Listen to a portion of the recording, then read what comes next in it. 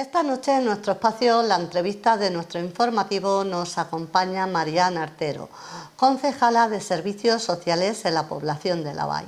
Buenas noches, Marian. Buenas noches, Montse. Bueno, aunque hablemos la semana pasada, todavía hay cosas que van saliendo y cosas que aún durante la semana saldrán. Hace pocos días hacía una rueda de prensa anunciando que este año no se hará la escuela de estiu. Sí, pues bueno, un poco lo que dijimos en el momento, ¿no? Que nosotros teníamos claro desde el primer momento que si no teníamos la total seguridad de que los niños podían ir tranquilamente y sin riesgo de contagio, no la haríamos, y un poco fue la línea que hemos ido siguiendo todo este tiempo, ¿no? Es decir, las decisiones que hemos tomado desde que empezó el coronavirus, ¿no? Desde que nos enteramos que teníamos este virus en España y que se empezaron a tomar decisiones, fue en sentido de mantener la seguridad de todas las personas, ¿no? Desde cerrar los centros sociales hasta, bueno, como hablamos muchas veces, ¿no? Cerrar la llar a cal y canto, como se dice, que para intentar evitar que el virus entrara de ninguna otra manera, ¿no? Y en el caso de la escuela de estiu, yo creo que igual el equipo de gobierno que yo teníamos claro que si no teníamos un protocolo que nos asegurase que los niños iban a poder mantener la distancia de seguridad, que iban a poder tener todas las medidas de limpieza necesarias, etcétera, que no lo haríamos, ¿no? Pues hasta el momento no teníamos constancia de que existiera, nos enviaron un protocolo y la verdad que queda bastante abierto, entonces no nos daba la seguridad de que así pudiese ser. Aún así, sabíamos que muchas de las familias que llevan a los niños a la escuela de verano, o pensábamos que muchas de las familias que llevan a los niños a la escuela de verano lo hacían porque necesitan ese espacio para poder conciliar la familia con el trabajo, ¿no? Y había ahí una pequeña disputa entre si era más por ocio educativo o si realmente existía esa necesidad, y entonces decidimos, pues una vez más, hacer que la población participase de manera activa, es decir, cogimos a más de 500 personas y las llamamos por teléfono, que eran, pues bueno, de entre las del año pasado y el año anterior que fueron a la escuela de verano, para ver realmente cuál era el porcentaje de esas familias que tenían una necesidad de conciliación real, ¿no? Lo que nos dimos cuenta al final es que solamente el 4,6% de las familias que llevan a los niños a la escuela de verano es por una absoluta necesidad, es decir, que no tienen ninguna persona con la que dejar a sus hijos y hijas, ¿no? Al final yo creo que nos dio el punto y final para decir está clarísimo que no la vamos a hacer, y si en el caso de que hubiésemos tenido un porcentaje mucho más alto de familias que necesitaran esa conciliación, hubiésemos buscado mecanismos, ¿no? Pero viendo que solamente eran unas 22 familias, ya te digo, un 4,6% de 500, nos da total representatividad de cómo el pueblo puede reaccionar, ¿no? Porque, por ejemplo, los nenes que entran evidentemente de 3 añitos ahora al cole, pues esos nombres no los teníamos, pero sí que nos damos cuenta de que es un porcentaje muy pequeño y que en ese caso sí que las escuelas privadas que estaban haciendo o están todavía empezando a matricular a sus niños podían absorber a los de la escuela de verano que realmente tuviesen esa necesidad, ¿no? Y al final las escuelas de verano son más chiquititas, las escuelas de verano privadas, quiero decir, son más chiquititas y tienen muchísimo más controlado el volumen de niños, y pensamos que era una opción más que válida para que pudiesen llegar ahí, ¿no? Por otra parte, es una decisión un poco difícil, ¿no? Porque más de 30 años lleva haciéndose la escuela de verano y esta es el primer año que no se hará, ¿no? Y al final te crea un poco de tristeza el poder tener que decir no vamos a poder organizarla con todo lo que teníamos ya programado, porque la escuela de verano no es una organización de un par de meses, sino de bastantes más, porque hay que contratar a las empresas, hay que buscar los coles, hay que mirar toda una serie de requisitos y además administrativamente complejos, claro, y que teníamos prácticamente todo preparado, simplemente lo único que nos faltaba era renovar con la empresa que se escogiese el proyecto, y en este caso pues hemos tenido que echarnos atrás. Que no nos hubiese gustado, yo creo que a todos nos hubiese gustado poder seguir con total normalidad, pero bueno, pienso que es la mejor decisión en este sentido, porque realmente estamos seguros de que así no va a ser responsabilidad tampoco del ayuntamiento que la gente se contagie, y conforme estábamos diciendo, ¿no? teniendo los niños en casa es más fácil mantener las distancias de seguridad y es más fácil tener esa seguridad de que no va a ocurrir nada dentro de un centro educativo, ¿no? Y yo creo que al final,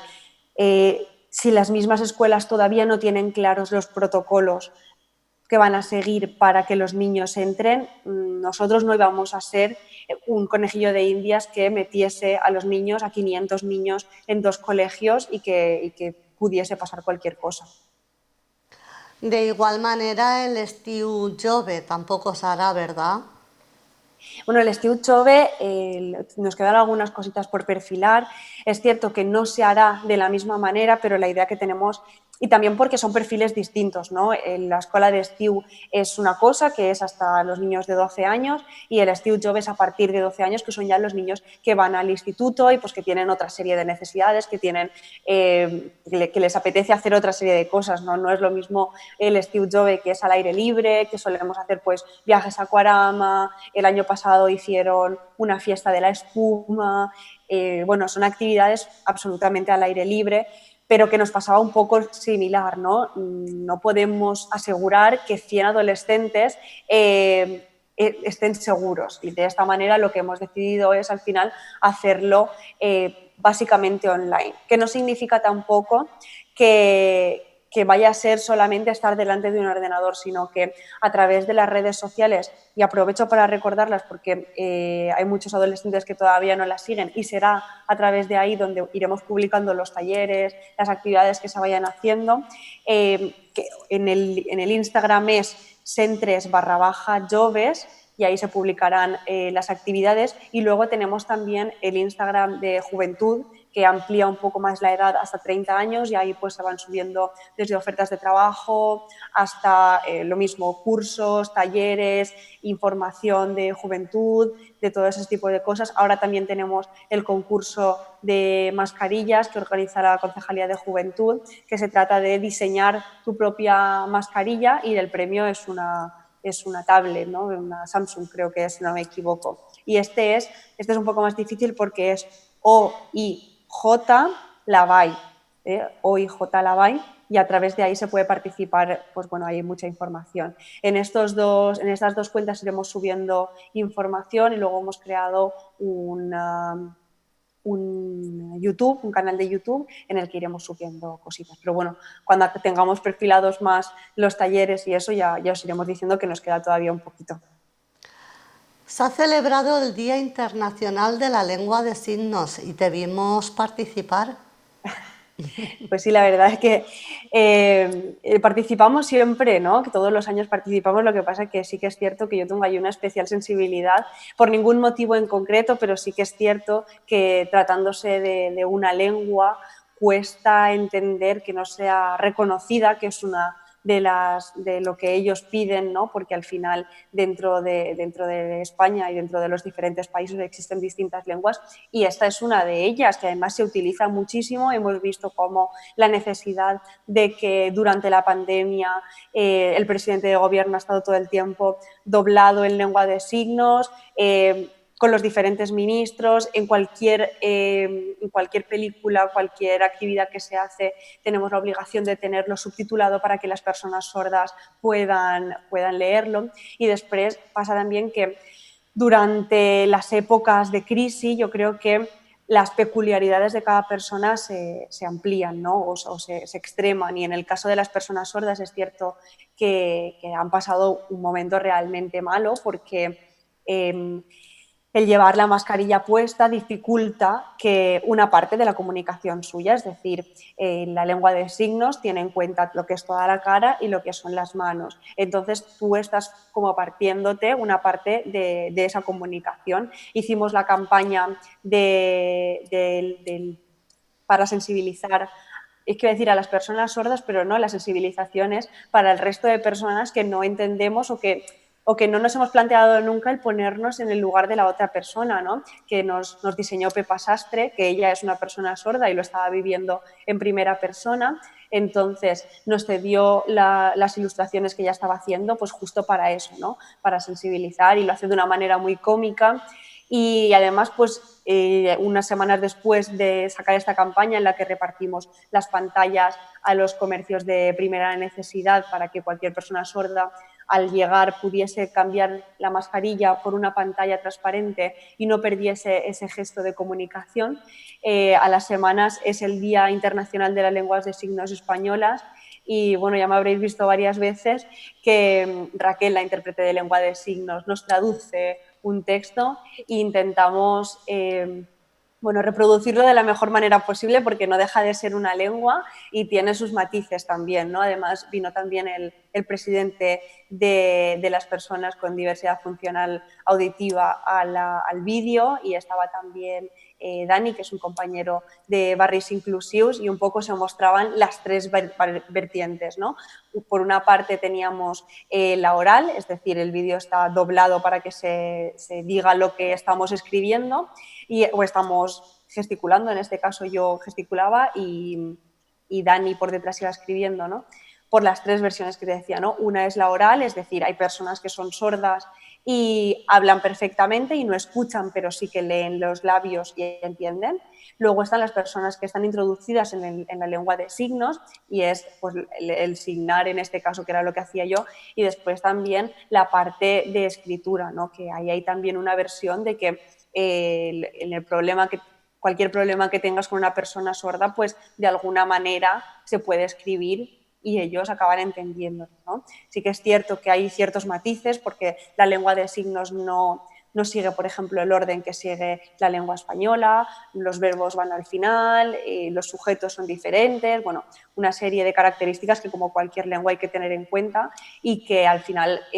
dificulta también el escribir, ¿no? Quiero decir, no es lo mismo escribir en una lengua que tú hablas directamente y sigues un orden que de la otra manera, pero que al final se acaba entendiendo y nos acabamos entendiendo. Y es cierto que tenemos ahí una especial sensibilidad en este tema porque no están reconocidos, justo los sordos son las personas que menos visibilidad tienen, porque tú vas por la calle y ves a una persona sorda y a no ser que esté hablando el lenguaje de signos con otra persona, no sabes que es sordo, no pasa lo mismo con un ciego o no pasa lo mismo con una persona que tiene dificultades de movilidad, ¿no? Que es algo muy evidente. Entonces pienso que ahí sí que hay que enfatizar y que hay que matizar que las personas sordas existen, que tienen una lengua que es la lengua de signos y reivindicar que sea una lengua oficial dentro de España también. Marían, para acabar, ¿cómo está el estudio del agua potable? Pues a ver, está todavía en trámite, ¿no? Porque, a ver, la cosa está en que nosotros a partir del día 25, 26, no recuerdo qué día es el pleno, el último martes de mes, El este mes será el 30, si no me equivoco, tenemos el último pleno, ¿no? Y en él se prorrogará el contrato del agua, porque si no se prorrogaba ese contrato ahora con una serie de características, cuando ese contrato se hizo, una de las cláusulas era que o se eliminaba y se cambiaba de compañía o se prorrogaba automáticamente durante 25 años más, ¿no? Desde Esquerra Unida siempre hemos apoyado el que un contrato público, un contrato de esas dimensiones, no puede estar durante tanto tiempo y que tiene que ser revisado como el resto de contratos públicos conforme hemos hecho a lo largo de la legislatura, pues como por ejemplo en el tema de Baipala o con el tema de algunas de las cantinas del pueblo. Entonces, la idea que se nos ocurre es poder alargar ese periodo durante un tiempo ilimitado, creo que es un máximo de 5 años, para poder ejecutar un estudio, pedir un estudio con una serie de características y que al final lo que tiene que decirnos ese estudio, y ahí es donde estamos trabajando, que es lo que más cuesta, es en esa serie de medidas que vamos a necesitar para que a la hora de renegociar el contrato o de sacar el contrato a la luz para que tenga una serie de características concretas, pues que sea un agua de calidad, que sea sostenible, que la gente no se quede sin agua potable, ¿no? Y es una de las cosas que yo creo que más me ha impactado durante la legislatura y lo que he podido ir aprendiendo, ¿no? Que me he entrevistado con personas que no tenían agua potable en sus casas. Y eso está pasando en la BAI. Entonces, una de las cosas que tenemos clara es que el agua es un elemento básico y es una necesidad que no podemos dejar a una persona, y al igual que no podemos dejar a una persona sin techo, no la podemos dejar sin agua potable o sin comida o sin cualquier otra de estas medidas. Entonces, el agua tiene que ser accesible, tiene que ser sostenible y tiene que tener una serie de características para que todos tengamos acceso a ella de la mejor manera posible, ¿no? Y la única forma de conseguirlo es hacer un estudio, ver cuáles son las necesidades, ver dónde está exactamente ese contrato y cuáles son las características del suministro y al final intentar mejorarlas a todo lo posible. Si el estudio evidentemente se hace para decidir si será una gestión directa o una gestión indirecta. Y como siempre hemos hecho, no se trata de centrarnos en decir si queremos que algo sea público o que sea privado, sino que valoraremos que los expertos hagan los trámites correspondientes y que no solo se tenga en cuenta la cantidad económica, ¿no? Que se tenga en cuenta factores, como decía, como la sostenibilidad o la calidad o que todo el mundo tenga acceso a ello. ¿Quieres añadir algo más? Pues quiero aprovechar porque cuando hablábamos del